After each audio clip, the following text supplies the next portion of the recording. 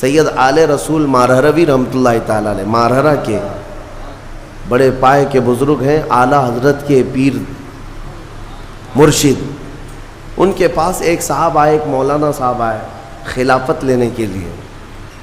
شام کے وقت وہ پہنچے، سیدھے آتے ہی کہا کہ حضور آپ اپنی خلافت وغیرہ مجھے دے دیجئے. تو اس وقت ایسے بالکل بٹ نہیں رہی ہوتی تھی. آپ نے کہا آپ آج تو آئے ہیں، مہمان ہیں ہمارے ہاں، رک جائیے خانقاہ میں، کل کو بات کریں گے، رات ہو چکی. اور حضرت نے اپنے خادم سے کہا مولانا کی اچھی خاطر تواضع کرو. رات کو ان کو ایک کمرے میں رکایا گیا اور ان کو خوب مچھلی کھلائی گئی. حضرت کا حکم تھا کہ انہیں مچھلی پیٹ بھر کر کے کھلائیں لیکن پانی مت دینا. اور ایک خاص قسم کی وہاں پر مچھلی ملتی ہے اتر پردیش میں، وہ مچھلی کھلائی گئی. جب پیٹ بھر کر کے مولانا صاحب نے مچھلی کھائی تو خادم صاحب نے باہر سے دروازہ بند کر لیا، کمرے میں انہیں اندر چھوڑ کر باہر چلے گئے. وہ اندر سے پکارتے رہے پانی تو دے دیجئے، کھانا کھا لیا پانی تو دے دیجئے. کوئی سننے والا ہی نہیں تھا. وہ پانی کرتے کرتے کرتے اندر سے چیختے رہے، چلاتے رہے. اور پھر جو ہے ان کی آنکھیں بڑی ہو گئی تھیں پیاس کی شدت کی وجہ سے. ظاہر سی بات ہے مچھلی کے بعد بہت تیز پیاس لگتی ہے، کیونکہ مچھلی باہر بھی پانی میں رہتی ہے، اندر بھی اسے پانی کی ضرورت ہوتی ہے. تو وہ چیختے رہے یہاں تک کہ اب برا بھلا کہنا بھی شروع کر دیا. میں نے ان کی بڑی تعریف سنی تھی لیکن مہمانوں کے ساتھ ایسی بدتمیزی، ایسا سلوک. رات بھر وہ تڑپتے رہ گئے. صبح کو جو ہے نڈھال پڑے تھے زمین پر، فجر سے پہلے دروازہ کھولا گیا. انہوں نے آؤ دیکھا نہ تاؤ، خادم کا جبہ پکڑ کر کھینچا اور لڑنے پر آ گئے ہیں. تماچے لگائے. کہا کہ یہ کوئی شرافت ہے، یہ کوئی تہذیب ہے؟ اس طرح سے کھانا کھلا کر مہمان کو بغیر پانی کے بند کر کے چلے جاتے ہو. تو حضرت اس وقت آ گئے. حضور آل رسول رحمۃ اللہ تعالیٰ علیہ قریب آئے، پوچھا کیا بات ہے؟ کہا آپ نے ایسا ایسا ہمارے ساتھ سلوک کیا. کہا اب آپ کو پانی دے دیا جائے گا لیکن اب خلافت نہیں دی جائے گی، اس لیے کہ پانی کی پیاس برداشت نہ کر سکے اسے تقویٰ نہیں، اور تقویٰ نہیں تو خلافت کس بات کی؟ تقویٰ کئی چیزوں سے رک جانے کا نام ہے. حضرت عمر فاروق رضی اللہ تعالیٰ عنہ سے پوچھا گیا تقویٰ کیا چیز ہے؟ تو آپ فرماتے ہیں کہ یوں سمجھو کہ ایک راستہ ہے جس میں دائیں جانب بھی کانٹے ہیں، بائیں جانب بھی کانٹے ہیں، سامنے تمہاری منزل ہے. دونوں راستوں سے کانٹوں سے اپنے جسم کو بلکہ اپنے کپڑوں کو بچا کر کے نکل جانا، یہی تقویٰ ہے.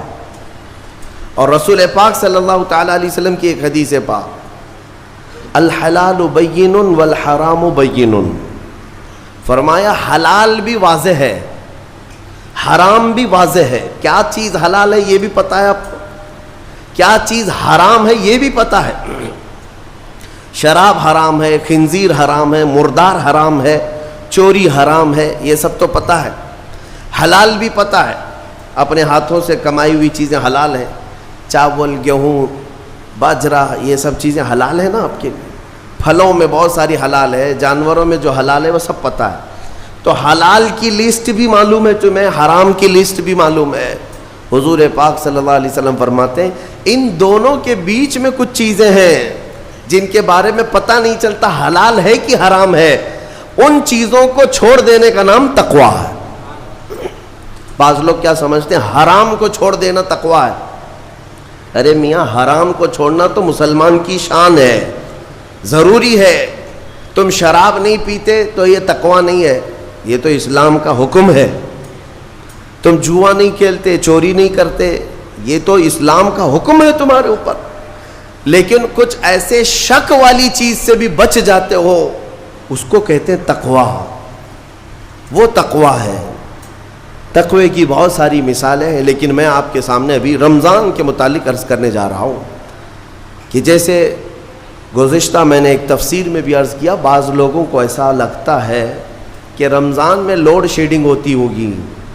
کچھ خزانہ خدا میں بچت کے لیے لوگوں کو بھوکا اور پیاسا رکھا جاتا ہے, کچھ رزق بچا لیا جائے.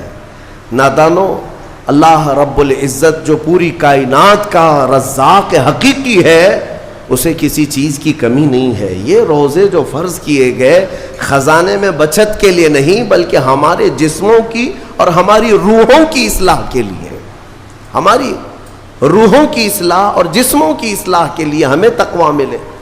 میں آپ کو بتاتا ہوں, ایک سوال میں آپ سے پوچھتا ہوں. آج رمضان میں یہ بہت ضروری ہے, کیونکہ رمضان ہونے کے بعد بھی سب کو پتا ہے کہ چاند دکھتے ہی اللہ شیطانوں کو قید کر لیتا ہے. یہ سب کو پتا ہے. حدیث پاک میں بھی سرکش جنات اور شیطان دونوں قید ہو جاتے ہیں.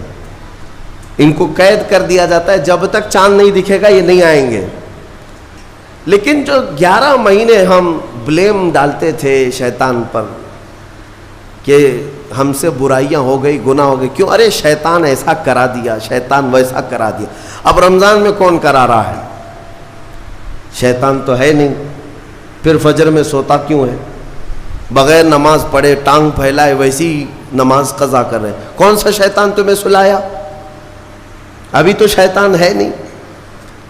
ابھی بھی بہت سارے لوگ چوری کا کھانا نہیں چھوڑتے, بہت سارے لوگ جھوٹ, دغا, غیبت یہ رمضان میں بھی نہیں چھوڑتے. تو یہ ان کو کون سا شیطان کروا رہا ہے؟ کون سا شیطان یہ برائیاں کرواتا ہے؟ اس کے جواب کے لیے ایک چیز سمجھنا ضروری ہے. یہ بات تو مشہور ہے کہ ساری برائیاں شیطان کرواتا ہے, ابلیس کرواتا ہے نا. لیکن آپ کو وہ واقعہ معلوم ہے جب آدم علیہ السلام کو اللہ تعالیٰ نے پیدا کیا اور سارے فرشتوں سے کہا کہ سجدہ کرو.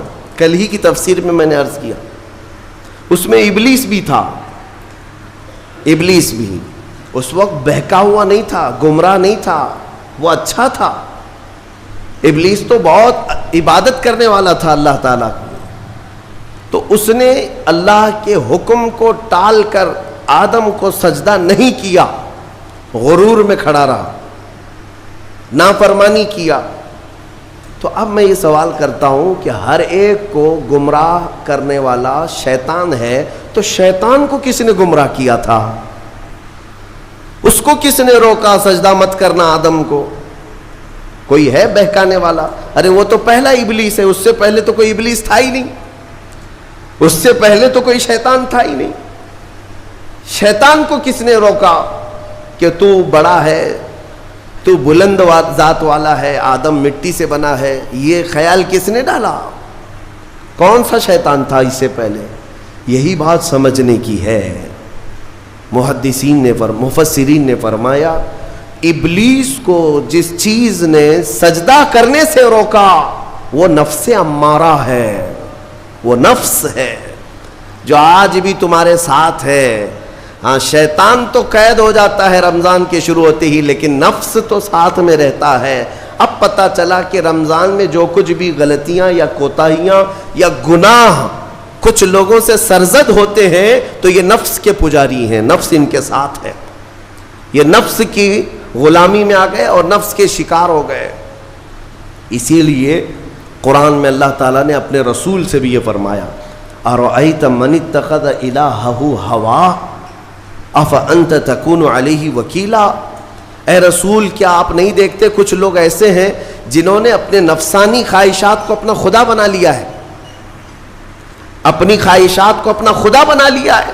اے رسول کیا آپ ایسوں کی سفارش کریں گے, ایسے لوگوں کی وکالت کریں گے؟ یعنی رب تبارک و تعالیٰ نے یہ فرمایا کچھ لوگ وہ ہیں جو اپنی خواہشات کی پوجا میں ہیں. کیا مطلب خواہشات کی پوجا؟ کیا مطلب ہے اپنے خواہشات کے پیچھے چلنا؟ مطلب یہی ہے کہ جو دل میں آیا اس بندے نے یہ سوچ لیا اسے کرنا ہی ہے مجھے, یہ خواہشات کے پیچھے چل رہا ہے. ہاں تمہیں آرام کی فکر ہوئی, تم نے خدا کے فرمان کو ٹال دیا لیکن اپنی نفس کی سن لیا. اللہ تبارک و تعالیٰ کا حکم کچھ اور ہے لیکن تمہاری طبیعت کچھ اور چاہ رہی ہے. رب تبارک و تعالیٰ کا حکم تھا صبح صبح تمہیں اپنے گھر بلا رہا تھا, لیکن تم نے اس کی نہیں سنی, اپنے من کی سنی, اپنے نفس کی. تو یہی تو ہوا نفس کی پوجا. یہی ہے نفس کی عبادت، نفس کی پرستش، جس کو قرآن میں کہا گیا ہے کہ کچھ لوگ ایسے ہیں جنہوں نے اپنی خواہشات کو خدا بنا لیا۔